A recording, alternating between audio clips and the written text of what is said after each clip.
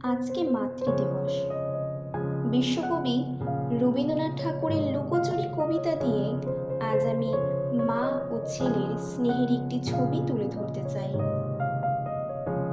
লুকোচুরি লিখেছেন রবীন্দ্রনাথ ঠাকুর।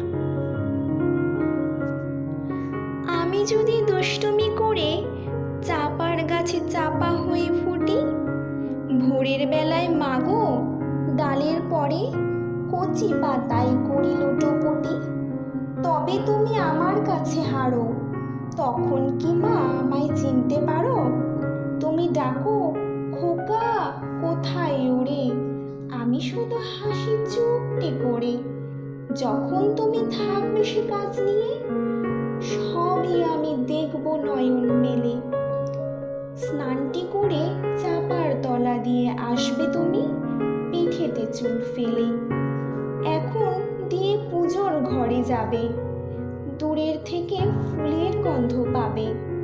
তখন তুমি বুঝতে পারবে না সে, তোমার খোকার গায়ের গন্ধ আসে।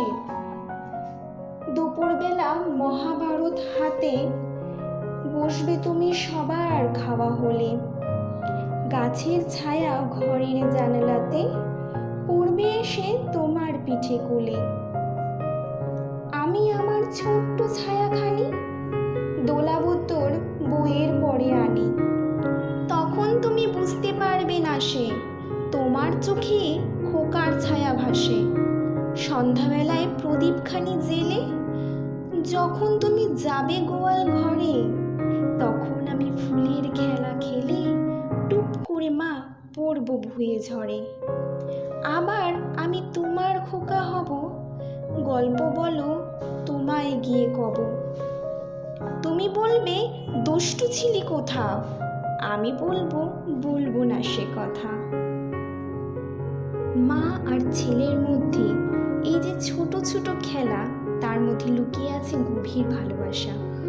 আজ মাতৃদিবসে রবি ঠাকুরের লেখা এই কবিতাটি আশা করছি তোমাদের সকলের ভালো লাগবে। পৃথিবীর সকল মায়েদের আমার তরফ থেকে মাতৃদিবসের অনেক অনেক ভালোবাসা। নমস্কার।